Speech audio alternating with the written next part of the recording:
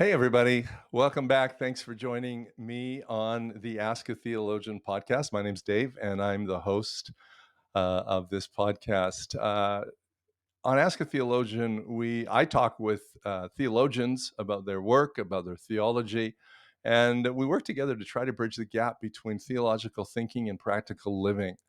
So if you enjoy this podcast, if you're getting some insights out of it, if it's helping you in any way, I'd love to have you give us a review on the one of your or wherever you listen to your podcasts. That would be great. We just would really appreciate it. On today's show, I had the privilege of sitting down with Dr. Daniel Castelo.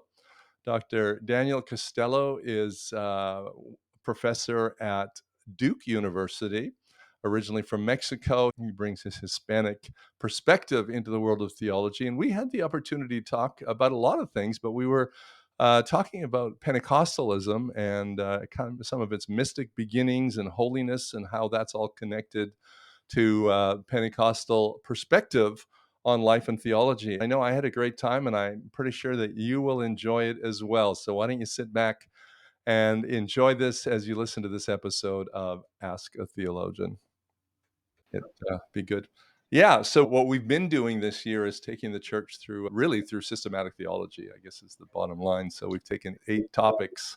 We've gone through 5, and we're headed into the last 3 this fall, which are going to be a lot of fun. We're doing ecclesiology, and then we're doing hamartiology. So maybe we'll throw in a little theodicy into that. And if I'm saying that correctly, I'm not sure. I And typically say theodicy. theodicy. All right. Well, that would probably be the better way to say it. And then we're going to do soteriology. End up with that. Okay. So it's been an interesting thing, particularly because as we came out of COVID, sort of felt like as a pastor that a little bit that failed people and they hadn't had a strong enough foundation to be able to make some of the decisions they needed to make in isolation, and said, okay, let's go back and let's put foundations in so people can figure out how to think. Oh, that's wonderful. So we've tried hard to build a church that people don't just recite what I tell them, but question it and ask and think about it. And but as you probably know, that's a bit challenging. Well, I So applaud you for doing it, though, because it's an investment in people to find their agency in all of this, right? yeah. So that's a big thing. But I've been having fun. I'm having fun with it as well. Now, your background, although you're at Duke, and if I understand correctly, you're licensed or ordained with, is it the United Methodist or Free Methodist Free or Methodist Church. Free Methodist? Uh-huh. Two different groups. They are, but they're related. They have a common history up until the middle part of the 19th century. Yeah, Free Methodism emerged as a renewal movement in the midst of questions related to capitalism and slavery and right. other things. Mhm. And paying for pews. That's right. And paying. That's right. Yeah, exactly. But you grew up in a Pentecostal environment, I did. and if I remember right, your dad is Guatemalan. You Mexican? Oh, Mexican, Mhm. okay, and then your mom is American or Southern states, yeah, That's right. Yeah, they met yeah, in college, and my dad was able to get a scholarship from one of a denominational agency, and so okay. my dad went to Tennessee and met my Oh, mother, church, okay, God. city, That's right. Yeah, it was yeah, state college back yeah, then, and ok they married, went back to Mexico. I was born in Mexico, raised in Mexico for okay. a few years. What part of Mexico are you from?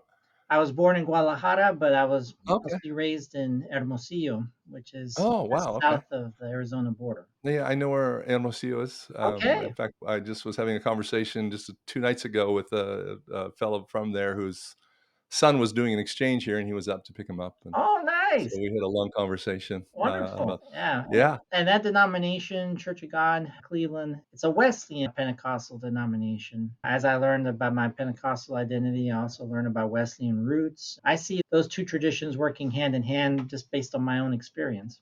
sure, sure. Mhm. I don't know whether this is true or not, but it seems to me that many of the Pentecostal theological voices that I hear seem to have come out of, well, not necessarily Lee University, but maybe out of Church of God Seminary, a Pentecostal seminary. Yeah. A lot of them. In fact, this morning I was listening to Mark Sharona, and he started listing off a list of. He was on a podcast and started listing off a list of names of people. Ken Archer, Chris Green, Robbie Waddell. I think you could throw in Melissa Archer in there too. Yeah. But I'm surprised you didn't say anything about John Christopher Thomas. But Yeah, it was. So I went there for my seminary degree. The season of the early 90s was one in which Pentecostal scholarship really came into its own. And many sure, of those folks were at the cutting edge of that. yeah, Um, yeah, on the basis of their scholarship and their networks. They established what some people call a Cleveland school of Pentecostal yeah. studies. And I'm certainly a product of that and proud of it. They really did some good pioneering work. Certainly had a real influence on Pentecostal scholarship. When I was in Bible college, and that was the mid '80s or early '80s, I didn't know at the time, but one of my professors was Roger Stronstad. Oh, yeah. And yeah, it's funny. It took 40 years till I realized that he had the influence he had on scholarship. Mm, I was sitting in a systematic theology class, and his name came up, and I was just shocked. I was surprised. yeah. At least from my end, leads a lot to the realization uh, how low a view of theological education our denomination or Pentecostalism in general, I think, had for quite some time, and that's changing now. I'm grateful for that.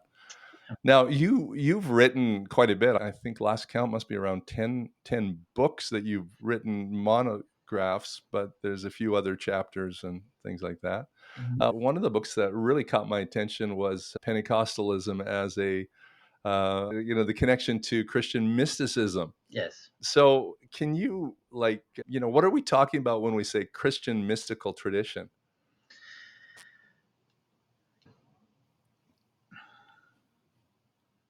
If one looks at the history of the Christian church, one notices that there are emphases and figures and movements that stress things like um, transformation, encounter. Right, Um, it's not that they are anti rational themes, but they go deeper than reason at some level. So, the famous Pascal notion, the heart has its reasons kind of idea. And Pascal would be considered possibly a mystic too. And so there's this okay, tradition of figures who, the way that they reason and the way that they work through the Christian faith, it's not, it just doesn't sit at the level of the linguistic or discursive point of view or perspective, but we're talking about matters of the heart, matters of the spirit that have real consequences for how people envision or think about the faith. And that's right, a way of thinking about mysticism. okay, I use the language in the book mystical tradition rather right, than mysticism, because mysticism has always had a challenge in terms of defining it. And I stress the language of tradition as a mystical tradition to highlight that it's that Pentecostalism, if it's understood as a form of Christian mysticism, it's part of a tradition of other figures and other movements. And you right, see that when you look at Pentecostals who take seriously the history of the church and who are the figures that they gravitate to. They're oftentimes folks like certain writings of Augustine or maybe mm, some patristic sources, medieval sources, not necessarily modern ones, but those figures who would stress that knowing God is a matter of the heart. And when you pray to God, God is present and you can encounter God and be changed by that. So those are some of the themes that, in my mind, are associated with Christian mysticism. And it's important because I think that we're at a point now in Western intellectual history in which we are seeing that the over reliance on certain accounts of reason has led to some exposures of limits and mm, abuses. And people oftentimes talk about they want authenticity and seriousness. yeah, And when a person can say something to the effect, I believe God and God spoke to me and I right, encountered God and God makes a difference for my life, right, those are weighty theological and specifically epistemological claims, but much of Western epistemology in the last 300-400 years, it can't accommodate it, but right, mysticism can. And so right, it's a way of connecting Pentecostalism to different currents in Christianity so as to stress that it's not something totally new, Right. that it's standing within a tradition of reflection and thought. But also the fact that it comes about in the time that it does means that it makes a certain contribution. And that's what I would like. So would that require us to think about Pentecostalism in general as something? When I was in college and in ministry, it was lots of talk about our Pentecostal distinctives. Yeah. Basically, we're just like Baptists, we're just like evangelical, free, but we've got some Pentecostal distinctives, but everything else is the same. Uh, But I hear you saying that there's maybe that's not quite the best way to look at it. I think there are limits to that approach. Certainly, all the folks that are going to be cited are Christians. And Right. so there's a heritage of Christian identity that those groups share. At the same time, I think an argument can be made that there are, within that heading of Christianity, there are multiple kinds of Christianities, plural. Sure. And that makes people nervous, but there are different ways to interpret the gospel, and there are different ways to live out the Right. gospel. And it's important to note those differences. When you look at Pentecostalism and some of the things that it highlights, it's not just a question of, oh, we have a different belief in this or that view or doctrine. It oftentimes comes down to we just have a different way of approaching Christianity. And as a result of that, we have a Mm. different way of engaging the world and So in so viewing it's it. more significant than just, oh, we've got a couple of beliefs that are different. We're looking at this whole thing differently. Yes, I think so. And sometimes it's hard for people to see who are inside of the movement. Sometimes it's hard for Sure. people to see who are outside the movement. But thinking about just worldview matters, right? In terms of what's wrong, what difference can we make, what's God's place in this, what's God's relationship to the world, how do we fit? Those are where some of those major differences come through, and as a result, I think it's a reduction of Pentecostal identity to say that it's just strictly related to a couple of different doctrinal Right. names. It's Right. really bigger than that. Now, it could be that some people live into it that way. That's just those small things. But in the fullness of what it can be, it is a distinctive approach that marks one in many, well, I would say, these depth registers of what it means to be human, what it means to participate in the world, how a person places themselves in the world. So I'm just thinking through some of the things that I would have encountered in early ministry or I grew up in Pentecostal church as well. Mhm. The idea that education, well, that'll ruin your faith. Is that fit into that same kind of worldview?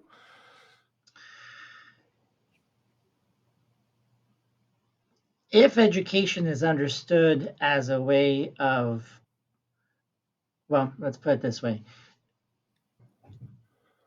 it matters what account of rationality is at work when somebody attempts to analyze something or to Right. consider something.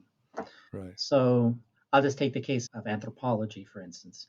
You have different Right. schools of anthropology, and some will say things like, well, we can explain that phenomenon or we can make sense of that phenomenon because it's based on this and this and this. Sure.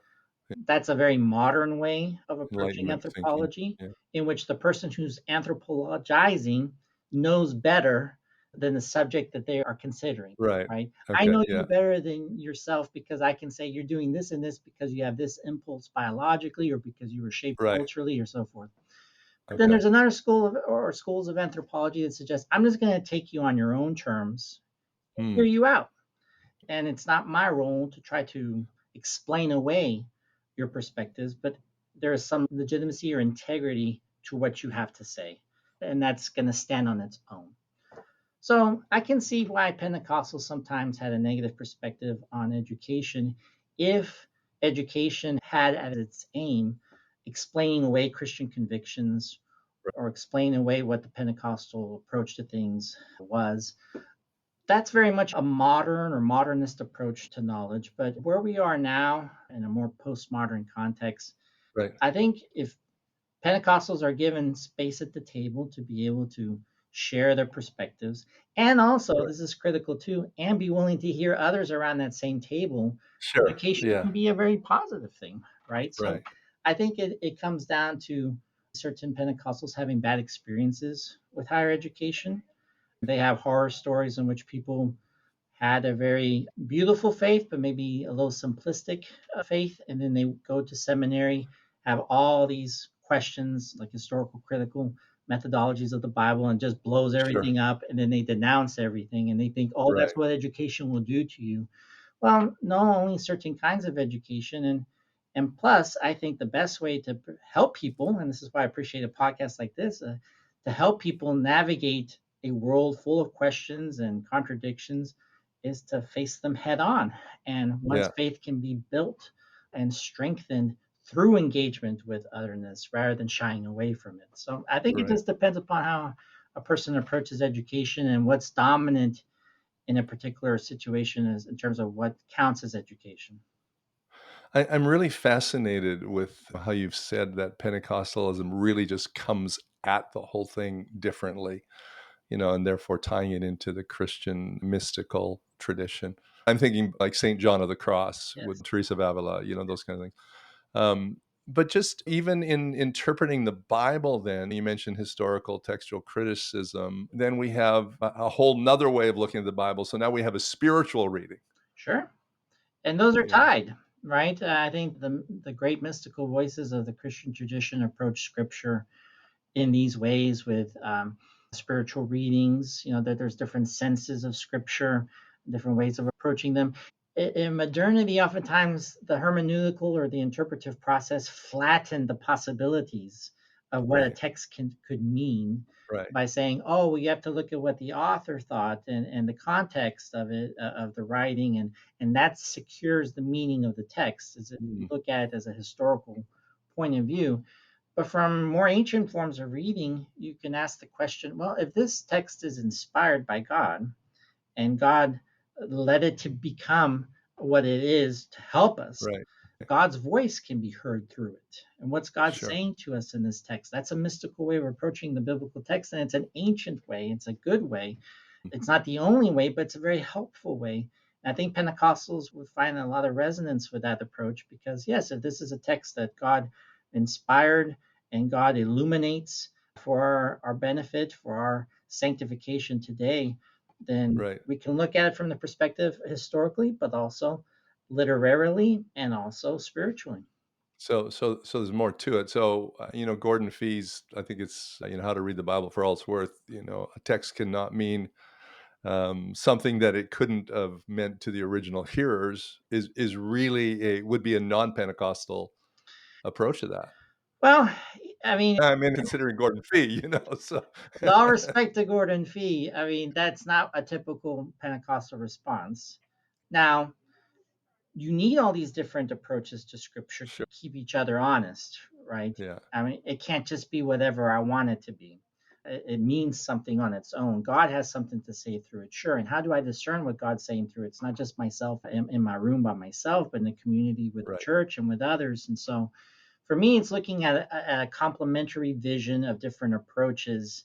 And Gordon Fee's without the strong delimitation, but there is something to be said. It means something in its sure, yeah, of context. course, This yeah, word had connotations that maybe I'm not even aware of until I do the work of exegesis to find right, out what the words mean. And this text can also be something that God uses to speak to me today in a way that's different than maybe what Paul or Peter intended, right? right. And that's the beauty of it. It's not just Paul's words; it's God's word through Paul or through Right, Peter. right, That and would and say, so that would so that would be the mystical connection yeah. in there. Now, you also written a bit on theodicy, which is, well, maybe define that for me first before I really plunge in and Well, it can have a very particular definition, or it can have a very broad definition. A very particular definition would be, how do you reconcile certain attributes of God or qualities of God, such as that God is good and or that God is all powerful? How can you right, reconcile that depiction of God with all the evil and suffering that's in the world? right, And so theodicy etymologically comes from the root theos, God, and then dike, which has it is connected to the language of dikaiosune, which is righteousness in Greek. So how can okay, God be in the right? Is mm, etymologically what's at play in theology. How can God be in the right or be justified? in light of all that the world is, all its suffering, Right. all its pain, and so forth.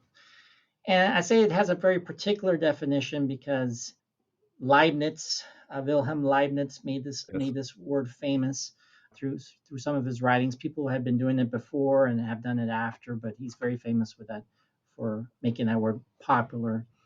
And I just want to stress that in that context, there were so many advances happening in mathematics in Hmm. explaining how the world works.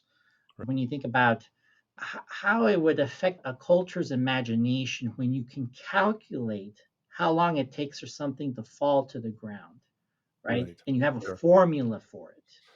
Yep. There was a time before people could do that, and now there's a time where people can define precisely how long something takes to fall to the ground or how long it takes for us to circle around the sun.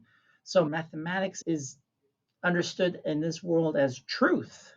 Right. Uh, Hmm. it doesn't matter if you're from one country or another. You Right. can boil everything down to a proposition or to a formula, and it works well with gravity. It works well with astronomy. Why wouldn't it work well with theology?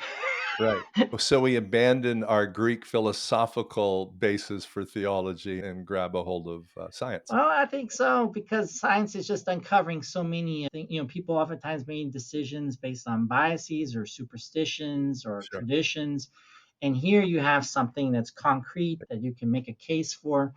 And so I try to have some sympathy for people during this era because, yeah, it would really make you rethink everything if mathematics had that new sense of applicability to the world. Right. But humans are humans and they don't make sense half the time. And you can't reduce human actions or human thinking to You must be a formulas. pastor's kid. Yeah, Yeah. that's right. And so the idea that you could apply math or geometric reasoning, because that's a syllogism that's oftentimes sustained in Sure. theodicy. If God is this, and then there's this, ergo, Right. therefore, blank. Right. You assume that Logic. there's a Yeah. resolution Yeah. coming out of that, those propositions. And that's not how the world works. That's not how humans work. But a lot of people thought that they could operate that way. So that's a very technical, particular definition of theodicy. When I think about theodicy, I think the larger pastoral questions, just how to navigate this space of living as fallen creatures who have a sense of beauty and a Right. sense of eternity built in by that very God in their lives, and they're just yearning for a sense of why did these things happen, Mm. and how can my faith make sense of this. Oftentimes people fall back to that very specific definition and say, oh well, if there's evil in the world, if there's suffering in the world, that God can't be good or God Right. can't be all powerful. Mm. Pessimism. And the Christian gospel is about hope, right? Right. So I tend to think of theology in, more generally as a set of concerns that involve pastoral ones. And that's why I titled the book that I did Theological Theodicy, because Okay. I wanted to stress that it's not just theodicy of any kind, but it's one that Right. stresses that the God of Christian confession is the one who has created us, who sustains us, and the one to whom we are moving and toward eternity. So in some ways, asking the question, if God's really good, why is there evil in the world? Really, yes, we are, because the fact that we can ask the question why there's evil presumes that we have some sense of good. And Hmm. where do we get that sense of good from? Right. Right? So when we are disturbed or when we are shocked or scandalized by how awful the world is, that Right. presumes that we are standing on some sense of what righteousness and goodness. And Sure. and so how can you make a case for that? Right? Right. Now, one of the very challenging things to do here is that you don't want to use Christian theology as a way of explaining away things Mm. or invalidating people's pain. Right. And Right. sadly, I say this as a theologian, oftentimes people do use theology that way. When people Right. say, well, why did God allow this? Or what's going on here? Instead of hearing a cry of a person who has lost someone or who is Right. hurting and attending to that cry as the psalmist would, Yeah. Oftentimes we come back, oh, because God, needed that person. Oh, God has a plan and everything happens for a reason. Right. And theology used one of a very harsh way to say it is that theology can be weaponized as a way of Mm. putting people, delimiting them or invalidating where they are. Not recognizing the humanity in humanity. That's right. Now I'm not sure if this, I did notice you have at least one book that's entirely Spanish. I didn't notice if there was an English equivalent, but the book that I noticed, I didn't read it, I'll be honest, but I realize it's about suffering and, God does bad things. And so, I, here's again, as a Pentecostal, here's the conflict I think, I see, and maybe you've partly answered it already, is we have, as Pentecostal, we have a theology of overcoming, Yeah. but not so much a theology of suffering, because they're incongruent with the theology of healing. And so, Yeah.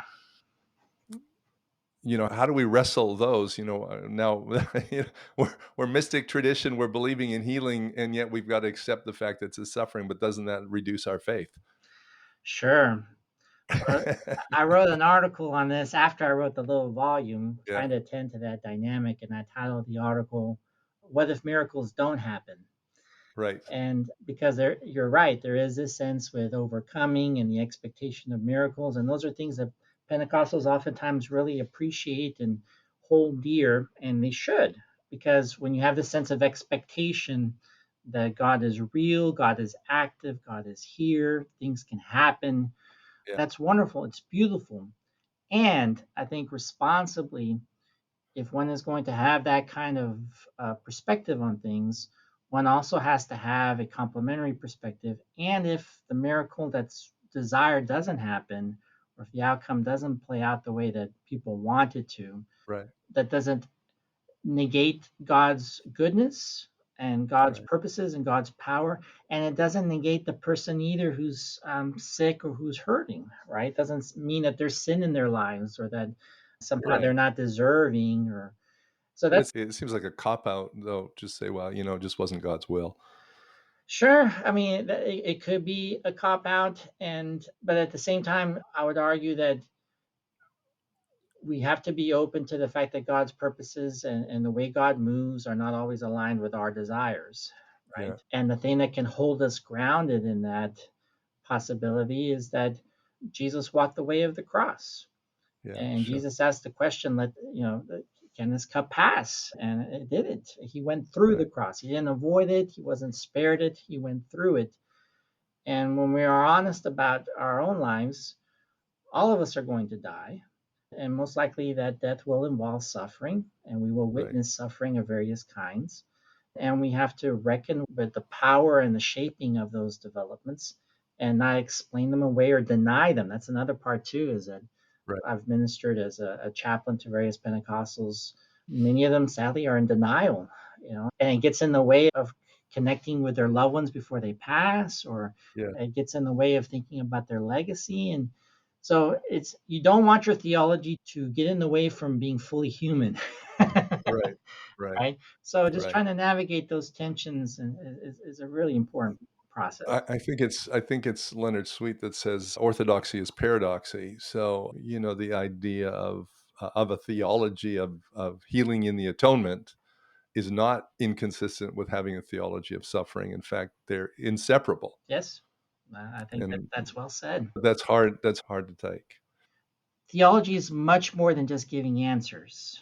Mhm. And I worry sometimes as a theologian that people look to theologians or pastoral leaders for answers to their concerns. And it's not that there aren't answers, but that's not necessarily the best way to proceed for everything, Mm, right? I mean, how can you explain the that's death great. of a child, or how can you Yeah, make sense of a tragedy like the wars that we're seeing and the conflicts we're sure. seeing today? Yeah, So, it's not just about answers, it's about sustaining a life in community where we can support one another and face head on how awful this life can be and still be hopeful. yeah, brilliant. I think it's a great response. Now you've also written, just thinking, you've also written along the lines of holiness, and I think that would be certainly part of the Wesleyan tradition to some degree. Sure. William Seymour was a holiness preacher as much as anything. We've got, the problem with evil, the problem with sin, the problem with suffering, but then we also have this call to holiness. Mhm. I'd love if you could just kind of speak into how the Pentecostal, from a Pentecostal, how that Pentecostal experience, how that pulls us into holiness. I think that the Pentecostal experience and the mystical experience can pull us into holiness by stressing that there are more things happening in a given moment than we realize or that we understand, right? Right, When we think about holiness, sometimes people have the perception, oh well, it's a world defying perspective. The world does certain things, the church does other things, and the church is holy right. and the world is sinful. And so they think of holiness as something of a contrast. Maybe we need to define holiness. Well, I don't know. yeah, that's what I'm moving to, because there are a lot of different understandings of holiness too, and Right. that's not necessarily a bad definition, but it already sets up an us versus them approach.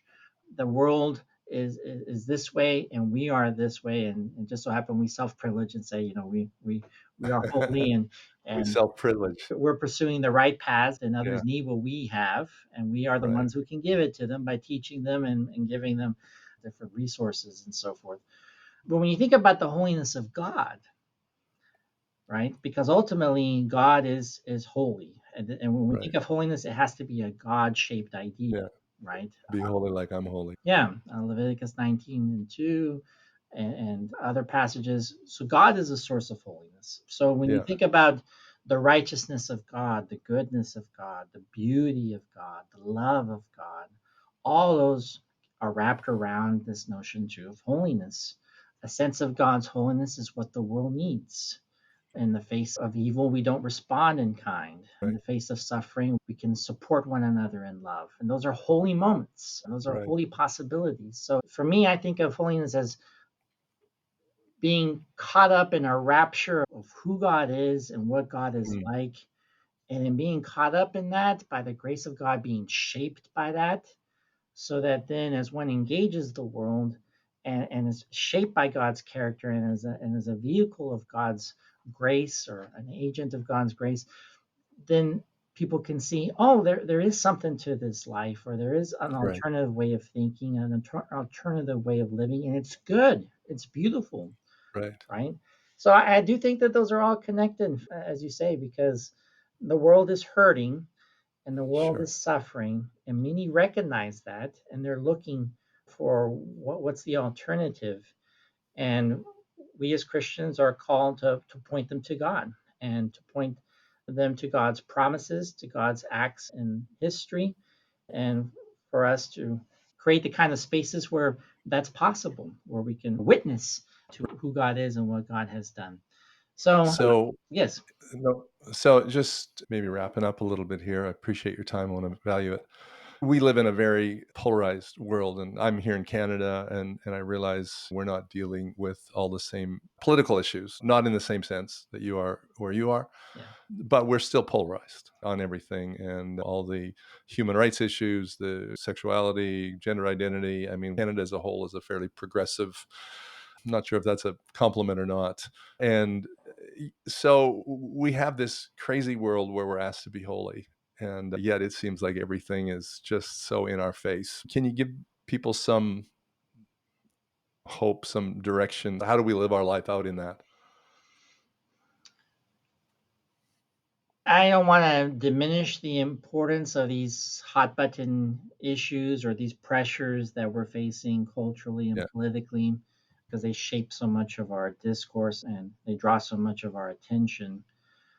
I personally don't think that we can have a conversation about holiness starting with those kinds of matters, because they're yeah, already divisive. And if we pull in holiness, then it's going to lead possibly to one group is holy and one group is not, right. and that would just feed into the polarization that we're trying Yeah, to yeah, resist. So I think another way of thinking about holiness is just and again, I don't want to sound Pollyannish or to say we can all get along and everything's fine. We just do right. these things. I understand that there are complex matters all around, but there is something to be said for finding common ground.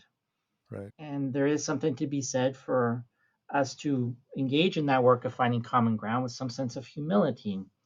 We worship a Christ, a Christ figure who, according to the Philippians hymn, gave up, right, Yeah. emptied Yeah. himself Kenosis. to be with us in solidarity. And I don't see a lot of that emptying in our Mm, discourse and in our right. engagement with one another. What I see oftentimes is people trying to one up others or trying to take the moral high ground and marginalizing them or othering them. And I just, when you think of, again, that Christ hymn in Philippians 2 5 through 11, and Paul, I believe, is really trying to attend to matters of Christian unity. And that's such Mhm. a dominant theme in Paul's letters, right? Yes. Yeah. And if you look at that Philippians passage, have the mind of Christ, which is what? To put yourself not first, right? Right. To attend to Right. the other, to live sacrificially. So if we approach things like our contemporary pressures that way, I think that does open up some possibilities for better understanding, more civility, which I think is crucial. Seems to be a missing component of maybe at the moment. Right. And again, that oftentimes there's entitlement. I mean, entitlement Mm, goes in the face against a kenotic, self-emptying yeah. understanding of Philippians Yeah. 2 5 through 11. Yeah. So I think it's just looking at some of those markers of what we have in our heritage and to allow those to question us and to stir us to a different approach, right? And a lot Right. of this is also driven by fear and a sense of Oh, losing power and right. influence. Sure. And a lot of those concerns, a lot of those values are not very theological. Right. So just having Right. those honest conversations about really what's at stake here, and is it our privilege? Is it our sense of understanding? If we really want something different, if we really want Yeah. a different way than what we're experiencing, it takes a lot of hard work on We both just need to do sides. the hard work. Yeah. Yeah, just the hard work. Well, I think that's an encouraging summary of it, that if we really want it, we just gotta do the work. Hmm. And maybe that hits more to the core of the issue, is maybe we don't want it as much as we say. That's it. And, We would rather be right yeah, to be in yeah. community or things like that. Yeah. Yeah, I recently read Terry Christ's book, Loving Samaritans. I don't know if you've heard of it, but Terry says that we talk about the disadvantaged and everything else as we have to go minister to them. And he says, actually, we just go meet Jesus where he loves to live. Mhm. And that's where they are. And I think we keep sending telegrams or whatever. Sure. That's right. Yeah. Listen, it's just been a great pleasure to have this Yeah, conversation. I know likewise. you're to be blessed. And I appreciate you making time to meet with me. I know, as a theologian and actively teaching in Duke Divinity, you've got lots of stuff on the go, even in the summer. And if I remember right, you were doing some teaching down in some Latin American seminaries for a while. I don't know if you're still doing that. Not as much now, but yes, I had done some work in different countries, Right. and it's part of my heritage. I'm trying to contribute in that way. These days, I'm in administration here at Duke Divinity, so that Okay. occupies most of my time. Well, I will just make this comment and to close, but I've done a lot of ministry in Cuba, and Okay. uh, and I have to say that in most of my travels there, what I would call the most spirit-filled Pentecostal group there are the Methodists. Hmm. So then the traditional Pentecostal denominations, but man, we had some times with Methodists there, I'll tell you Okay. that. Yeah, I've heard that, and yeah, that's it's remarkable. it's one thing to have the label, but it's another thing to have the life, Yeah, and wow, that's sometimes that great. defies the labels, right? Yeah, that's awesome. Well, thank you so much. No, thank you so much for the privilege of being with you and to have this chat. Thank you for Awesome. having me. Yeah.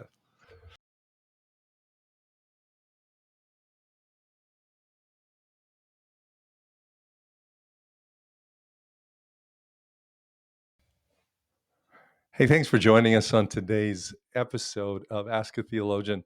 If you're enjoying our show, it would be really helpful to us if you gave us a 5-star rating on whatever platform you use to consume your podcasts. And if you have time, a written review would be even better. But either way, we hope you are enjoying the podcast. And if you've got questions, please send your questions. Who knows, maybe I'll be able to feature your question on a future episode of Ask a Theologian. Thanks for listening. Have a great day.